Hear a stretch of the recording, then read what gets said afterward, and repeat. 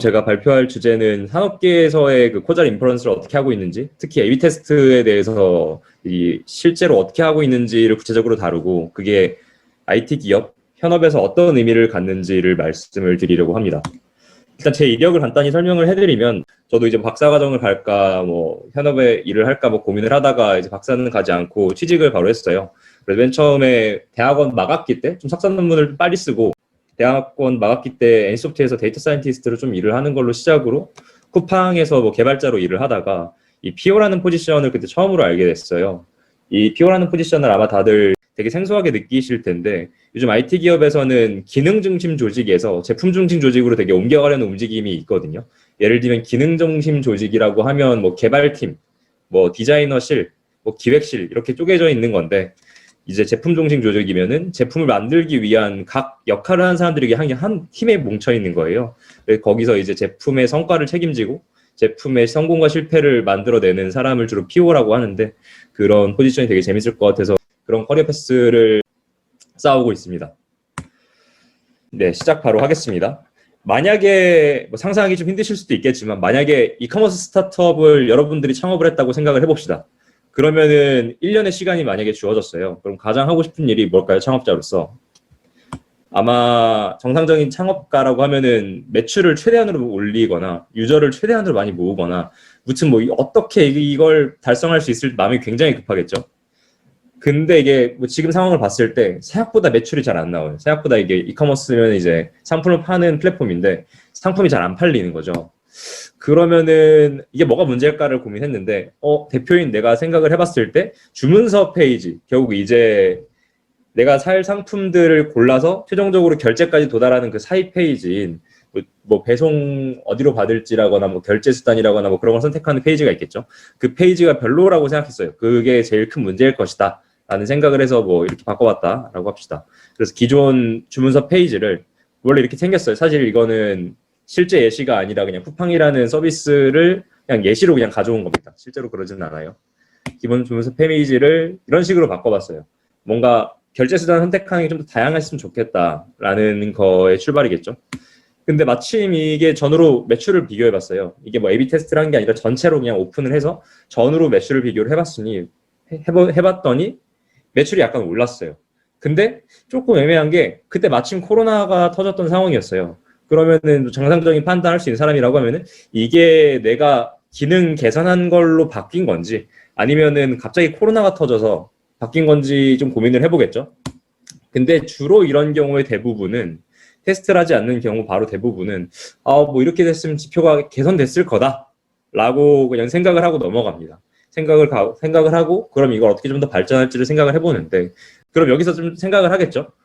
여기서 내가 바꾼 거는 이 결제하기 버튼을 2개로 늘린 것밖에 없는데, 그럼 여기서 매출이 늘어났다는 거는 결국 더 많은 선택지를 줬을 때 고객들이 좋아하는 걸까? 라는 가설을 세워볼 수 있겠죠. 그래서 이거를 좀 더 발전시켜서 이렇게 바꿨다라고 상황을 가정을 해봅시다. 근데 예전과는 달리 지표가 떨어져요. 지표가 떨어지는데 근데 대체 모르겠죠? 대체 왜 그런지를 모르겠는 상황이에요. 왜냐면은 더 많은 선택지를 주면 좋아할 거다라고 이전 런칭에서 생각을 하고 똑같은 방향으로 한 번 더 가봤는데 예전의 결과가 재현되지 않는 거죠. 그럼 이제 어떻게 해야 되지? 대체 뭐가 잘못된 거지? 이런 생각이 들게 되겠죠. 네, 여기에는 되게 여러 가지 이유가 있을 수 있습니다. 그래서 여기서 이것저것 계속 시도해봤는데 매 시도마다 지표가 오를 때도 있고 내릴 때도 있고, 그러다 보니까 1년 동안 진짜 열심히 엄청 쎄빠지게 일했는데 매출이나 유저 지표는 어느 때는 오르고 어느 때는 내려가고 하다 보니까 크게 바뀌지 않았어요. 이게 실제로도 많이 그러는 일이거든요. 열심히 일을 했는데 이게 지표가 올랐다 내렸다 올랐다 내렸다, 이게 랜덤워크를 하면서 그냥 매출이나 유저 지표가 제자리 걸음하는 조직들이 꽤 많아요. 회사들이나. 진짜 그런 상황이에요. 대체 뭐가 잘못된 걸까요? 어떻게 하면 이 문제를 해결할 수 있을까요? 네, 이게 진짜 좀 극단적인 예시를 들기는 했는데 굉장히 많은 기업들이 이러고 있어요. 요즘 새로 나오는 쿠팡이나 이런 회사들은 실제로 되게 엄청 과학적으로 정밀한 방식으로 실험을 진행하고 문제를 해결하기 때문에 이런 일이 잘 없는데, 좀 올드한 기업, 그런 회사들에서는 되게 빈번하게 일어나고 있는 일이라고 알고 있습니다. 결국 이제 문제는 그거겠죠. 문제는 결국 이제 지표가 왜 올라가고 왜 내려왔는지 원인을 명확하게 모른다.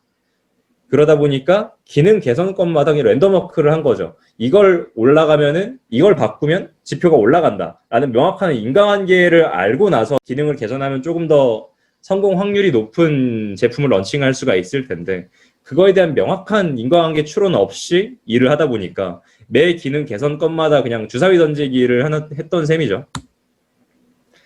네, 참고로 좀 공유드리는 자료인데, 실제로 이게 전문가들이 아무리 머리털 빠지게 고민을 해도 결국 새로 런칭하는 기능이 지표가 현저하게 좋은 경우, 지표가 그냥 A그룹에 비해 좋은 경우가 그렇게 많지 않거든요. 거의 50%보다 약간 높을 거예요. 그 말인즉슨 그냥 전문가들이 생각해서 런칭한 기능도 한 40 몇 % 정도는 지표에 변화가 없거나 지표가 오히려 안 좋아지는 결과가 나오는 거죠. 그래서 이런 상황에서 명확한 인과관계 추론 없이는 랜덤워크를 하게 되겠죠. 그래서 이 문제를 어떻게 해결해야 될까에 대한 질문이 남았습니다. 사실 아까 말씀을 드리기는 했죠. 그래서 문제를 해결하기 위해서는 매 기능 개선권마다 지표가 왜 올라가고 내려갔는지 원인을 알아야 됩니다. 그리고 이 발견한 원인을 바탕으로 성공 확률이 좀 더 높은 도전을 해야겠죠. 뭐 예를 들면 아까 같은 경우는 좀 헷갈릴 수 있으니까 다른 방식으로 합시다. 예를 들면 파란색보다 뭐 빨간색 버튼을 넣었을 때 고객들이 그 버튼을 클릭할 확률이 높았다라는 명확한 인과관계가 있다라고 하면은 정말 고객들이 클릭하게 만들고 싶은 버튼들을 빨간색으로 바꾸는 작업들을 확장해서 진행할 수가 있겠죠. 네, 그렇다고 하면은 이제 인과관계를 알아야 돼요. 기능과 지표 사이의 인과관계를 알아야 되는데, 그러면 지표 변화의 원인을 알기 위해서는 어떻게 해야 될까요? 다들 잘 알고 계시겠죠? 그냥 인과추론이 필요합니다. 인과추론이 필요한데, 네, 결국 이제 어떤 변수가 지표에 영향을 미쳐야 되는지는 인과추론으로밖에 알 수가 없겠죠. 네. 거기서 근데 제가 강조드려서 말씀드리고 싶은 거는, 저도 이제 대학원 연구 활동을 석사 생활하면서 짧게나마 해봤지만, 학계에서의 가설 검증과 업계에서의 가설 검증이 제가 생각했을 때 크게 다르지 않아요. 그냥 사실상 거의 같다라고 저는 생각해요. 그 대상이 어떤 대상을 가리키고 있냐의 차이만 있다고 생각합니다. 그래서 가설 검증, 학계에서의 가설 검증이랑 업계에서의 가설 검증 한번 보면은, 예를 들면 학계에서의 가설은 우버 택시가 자주 가는 지역에는 성범죄가 덜 일어날 것이라고 하는 가설을 세워서 연구를 진행할 수 있겠죠. 그래서 그 가설이 맞는지 아닌지를 어떻게 보는지를 다들 아시겠지만, 결국 뭔가 데이터를 통해서 인과관계를 막 추론함으로써 실제로 우버 택시가 많이 간 게 성범죄 감소에 인과관계로서 영향을 미쳤는가를 데이터로서 확인을 하잖아요. 사실 마찬가지로 업계에서 똑같아요. 결국 만약에 배송이 걸리는 시간을 줄여줬을 때, 그러면 그 타겟 유저들의 재구매율이 과연 인과관계로 인해서 올라갈 것인가에 대한 답을 찾고 싶어 합니다.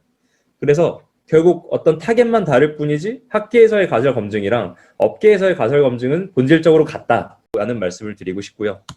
네, 여기 데이터로 검증한다라는 공통점이 있고요.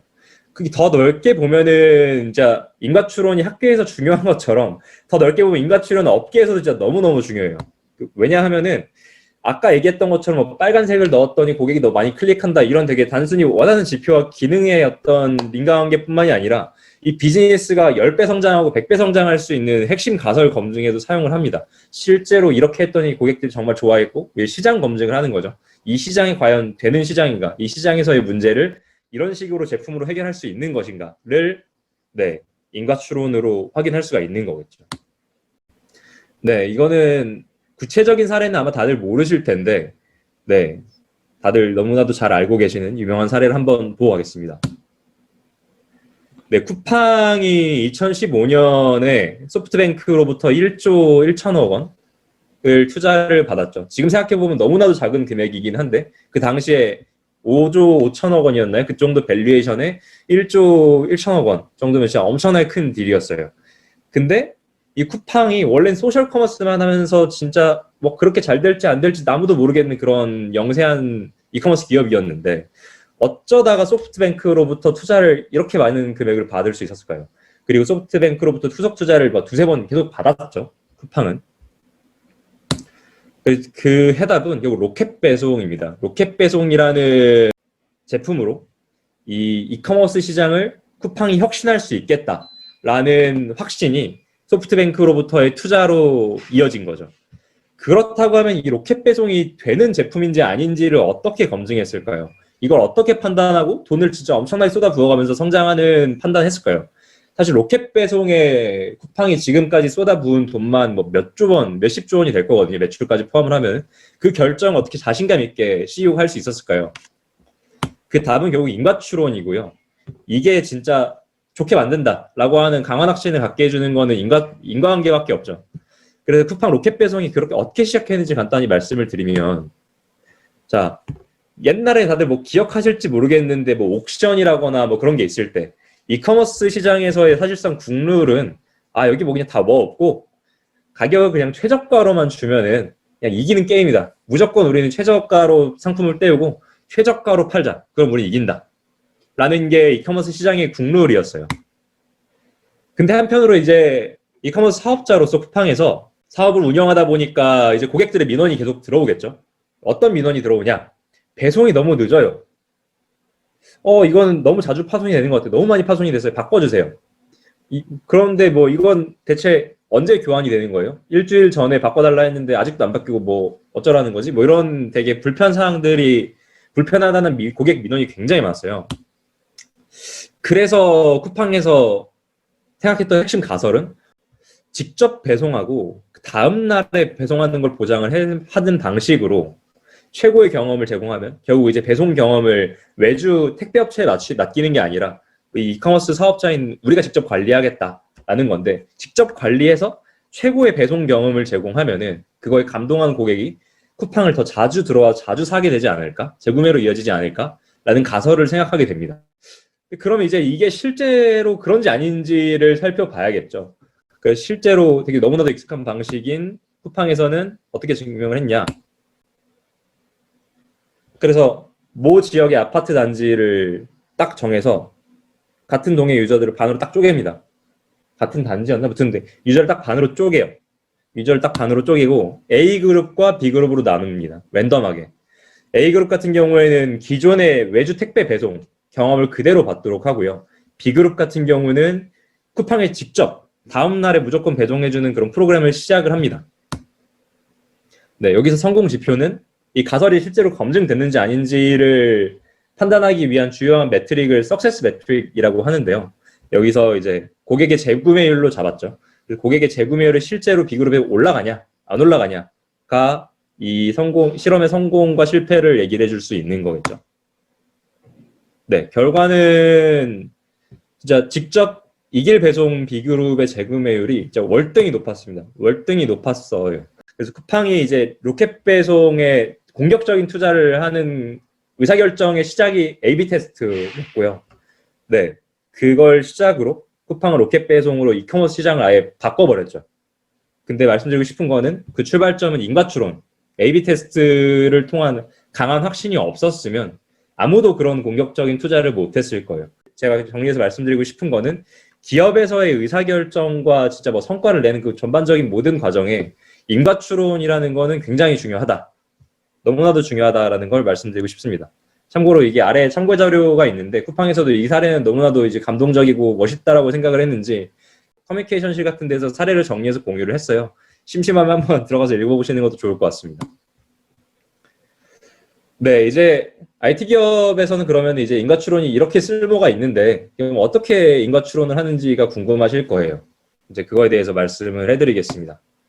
네, IT 기업에서 인과추론하는 방식은 사실 A/B 테스트밖에 없어요. 대부분 A/B 테스트만 열심히 합니다.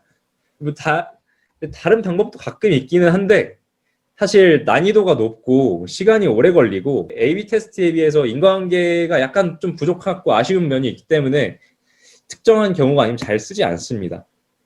네, 그리고 뭐 모델링, 시뮬레이션 같은 거를 하기도 하는데 그거 같은 경우에는 뭐 특정한 변수 몇 개로 미래를 예측할 수 있는 그런 상황에 대해서만 진행을 합니다. 비용 코스트 스트럭처 모델링을 한다거나 아니면 유저 프로덕션 한다거나 뭐 이런 경우에 쓰고요. 등등등이 있어요. 이 학계와 업계 그럼 왜 동일한 문제를 접근하는데 왜 방법론이 다를까요?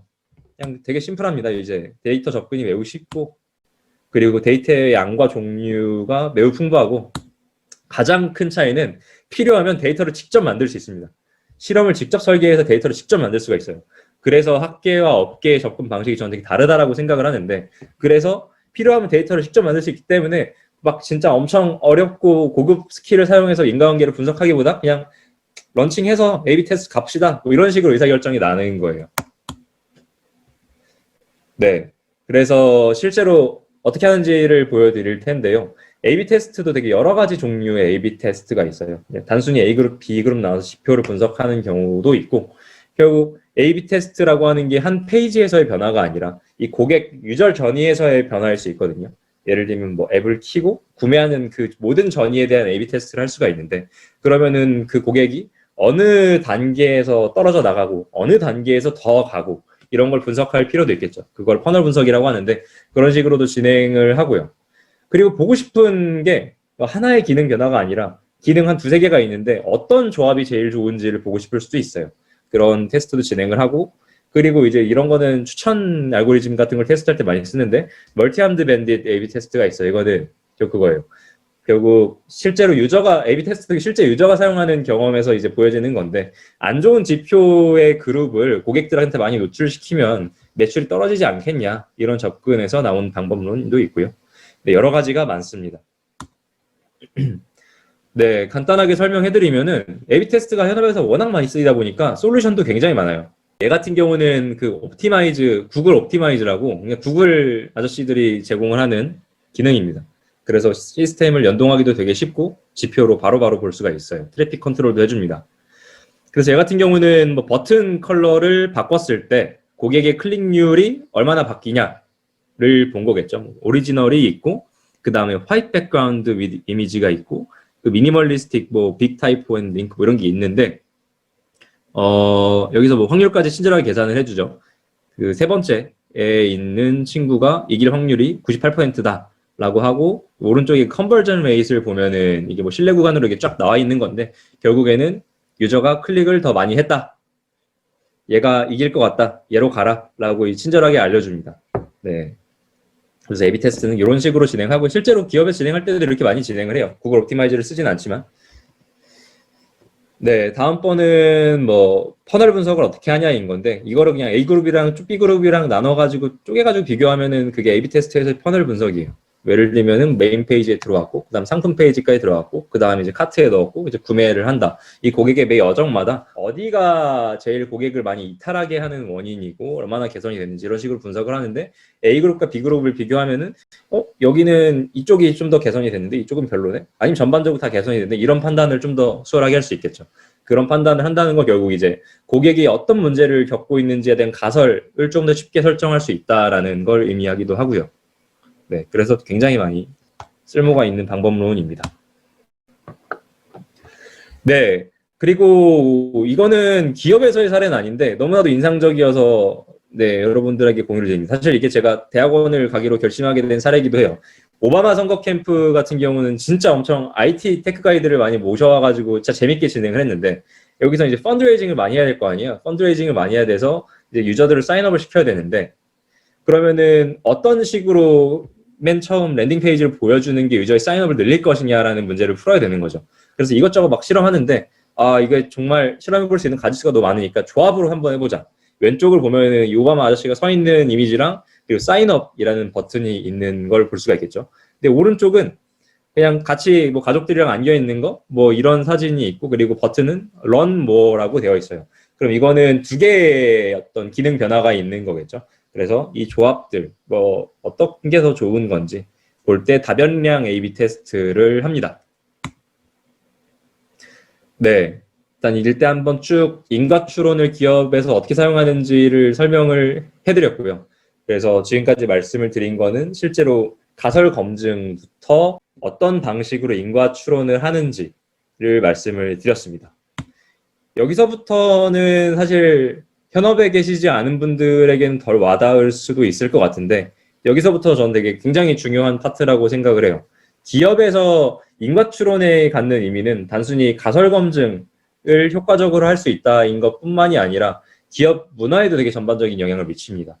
그래서 간단히 한번 말씀을 드리면, 네, 이거 하나 사례를 그냥 먼저 언급을 해드릴게요. 뭐 책 아메리칸 솔저, 이거 되게 유명한 예시라서 아시는 분들도 있을 거예요.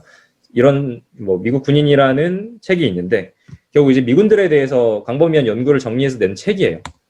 그래서 여기에서 얘기하는 거는 뭐 고학력 군인들은 뭐 저학력 군인들보다 더 뭐 신경질적 증상이 더 많았다. 그리고 남부는 북부에 비해서, 남부 출신은 북부 출신에 비해서 더운 기후를 더 잘 견뎠다. 아무래도 남쪽이면 좀 더 덥겠죠. 그리고 백인 사병들은 흑인들에 비해서 좀 더 상승욕구, 장교가 되고 싶은 욕심이 더 강했다. 이런 게 있는데 얼핏 보면 되게 당연해 보이죠. 뭐 그런 거 아니야? 어차피 고학력 군인들은 뭐 되게 기대치도 높을 텐데 뭐 이런 환경에서 있는 게 되게 짜치고 짜증나겠지. 그리고 남부 출신 군인들이면은 남쪽에 살았으니까 더운 기후를 더 잘 견뎠겠지.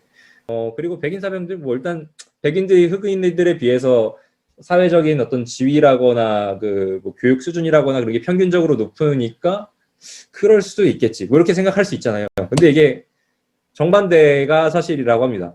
그래서 저는 이 사례를 보고 되게 깜짝 놀란 게, 이게 진짜 인간의 그 논리적인 사고라고 하는 게 진짜 너무 이게 모래성 같은 존재구나. 아무런 부질이 없구나. 라는 생각을 하면서 되게 데이터가 되게 중요하다고 되게 느꼈는데, 그래서 결론적으로 제가 말씀드리고 싶은 거는, 네, 이게 결국 이제 사후 편향이죠. 어떤 그럴싸한 이야기나 결과를 들은 뒤에, 너무 당연한 얘기 아니야? 왜 당연한 얘기를 하고 앉았어? 라고 하는데, 사실은 그게 아닐 수도 있습니다. 그래서 사람의 직관은 생각보다 잘 틀리고, 인간은 결국 이게 뭐 주어진 스토리나 뭐 직관, 믿음을 되게 합리화한 동물이기 때문에 인간 추론이 데이터가 그래서 진짜 너무나도 중요한 거죠. 그래서 이 조직 문화에 이 인과 추론이나 A/B 테스트가 굉장히 큰 영향을 많이 미치는데요. 이 조직 문화를 크게 두 가지로 나눌 수가 있을 것 같아요. 제 생각에. 어떤 권위 기반 의사결정. 결국 이제 직급이 높고 대표고 오래 다녔고 나이가 많고 이런 어떤 권위에 기반해서 의사결정이 되는 방식이 있고 데이터 기반, 논리 기반, 인과관계 기반 의사결정이 되는 조직 문화가 있다라고 생각해요. 사실 제가 생각했을 땐 데이터를 보지 않는 조직은 다 권위 기반 의사결정이에요. 그래서 이제 토론의 기반, 의사결정의 기반이 데이터와 논리와 명확한 인과관계라는 약속으로 이루어지는 거죠. 우리는 의사결정을 할 때 이걸로 할 거야 라는 조직 구성원들의 약속이 있는 거죠. 근데 권위 기반 의사결정 같은 경우에는 결국에는 그렇게 돼요. 빅마우스의 이야기를 따라갈 수밖에 없죠. 권위 있는 사람의 뭐 논리지만 결국에는 그것도 다 느낌이나 뭐 직감이나 뭐 그런 거에 다 기반합니다. 아까 말씀드렸듯이 논리라거나 뭐 그런 합리화 그런 거 아무런 부질이 없잖아요. 그래서 권위 있는 사람들의 느낌, 직감, 그런 믿음을 따라가게 돼 있어요. 그래서 결론적으로 뭐 대표가 지시한 기능을 뭐 그대로 따라가겠죠. 그래서 대표님이 지시한 기능을 전체 배포했습니다. 근데 결과는 몰라요. 뭐 계속 그러다 보니까 그냥 대표는 스스로에 대한 판단에 계속 사로잡히고 그냥 갇히고 그런 쪽으로 계속 드라이브를 해야 되는데 그러다 보면은 이제 성과도 잘 안 나고 매출도 떨어질 때도 있고 그런 식으로 흘러가게 되는 거죠. 근데 데이터 기반 의사결정을 하는 회사에서는 어떻냐? 저도 되게 재밌는데 뭐 대표님이 해보라고 했어요. 뭔가를 해보라고 했어. 그래서 저는 아닌 것 같은데 한번 해볼게요. 해봤는데 A/B 테스트 했거든요. A/B 테스트 했는데 그 대표님의 의견이 굉장히 틀렸어요. 원래 기존 버전이 훨씬 좋았어. 그래서 해봤는데 당신 의견이 별로였어요. 하니까 그렇군요. 그럼 그거 하지 맙시다. 뭐 이런 식으로 되게 쿨하게 의사결정이 되게 끝나거든요. 데이터를 보기 때문에 그게 될 수 있는 건 데이터를 보기 때문에 그런 것 같다라는 게 제 생각입니다. 결국 기업에서 인과관계를 본다라고 하는 거는 가설을 좀 더 명확하게 검증한다는 걸 넘어서 이게 나이나 직급과 무관하게 수평적으로 합리적으로 의사결정을 할 수 있는 것을 의미하고요. 그리고 권위가 아니라 데이터, 인과관계에 기반해서 가장 좋은 의견과 아이디어가 채택이 됩니다. 그리고 이런 조직일수록 어리고 똑똑한 리더들이 많아요. 이게 제가 생각했을 때 제가 IT 기업에서 일해서 그런지 모르겠는데 사실 어느 정도 똑똑하고 열심히 하고 그런 사람들은 기회만 주어지면 굉장히 잘하는 것 같거든요. 근데 기성 회사에서는 아무래도 권위 중심으로 움직이다 보니까 그런 어리고 똑똑한 사람들한테 기회가 주어지는 경우가 많이 없어요. 근데 만약에 인과관계를 보고 데이터를 굉장히 많이 보는 회사, 그게 굉장히 중요한 회사라고 하면은 그 사람들도 공정하게 기회를 얻을 수가 있는 거죠. 그 공정하게 기회를 얻고 이 사람의 크레딧을 얻을 수 있는 기회가 있는 거죠. 그러다 보니까 데이터를 되게 많이 보고 인과관계를 보는 요즘 IT 스타트업 같은 경우에는 어리고 똑똑한 리더들이 굉장히 많습니다. 네. 과연 이게 실험 결과라는 인과관계, 이 하드 팩터 없이 이게 과연 쉬웠을까요? 이 꼰대 아저씨들의 그런, 아무래도 생각해봐도 내 얘기가 많을 것 같은데, 뭐 이렇게 생각하는 꼰대 아저씨들의 강한 확신을 뒤집을 수 있었을까요? 네. 저는 없다라고 생각을 하고요. 네. 그래서 제가 생각했을 때 젊고 빠르게 실험하는 스타트업들이 요즘 굉장히 빠르게 성장하고 있잖아요. 막 평균 연령 20 몇 세, 30세. 이렇게 되게 젊고 빠르게 실험하는 스타트업들이 괜히 만들어지는 게 아니라고 생각합니다. 네, 기업에서 인과추론이라는 이제 정리를 해드리면은 결국 이제 크고 작은 기능 개선의 효과, 인과관계를 명확하게 볼 수 있다. 그리고 시장을 뒤흔들 가설을 검증할 수 있다는 의미도 있지만 더 합리적이고 건강하고 좀 더 일을 잘하고 문제를 좀 더 합리적으로 잘 풀 수 있는 조직을 만드는 것을 의미합니다. 굉장히 이 부분이 저는 되게 중요하다라고 생각을 하고요. 이 인과관계라고 하는 게 기업에 영향을 미치고 있는 건 진짜 그냥 하나의 가설 검증에 뭐 어떤 비즈니스 문제를 해결하고 뭐 그런 데 국한되지 않고 그냥 그 조직 문화 자체라고 생각을 해요. 그래서 인과관계를 제대로 이해하고 기업 문화에 반영하려고 노력하는 회사와 그렇지 않은 회사의 격차는 앞으로도 계속 벌어질 것 같아요. 지금 쿠팡이나 뭐 여러 가지 회사들이 기존 플레이어들을 막 무너뜨리면서 성장하는 사례처럼. 네, 저희 발표는 여기서 마치겠고요.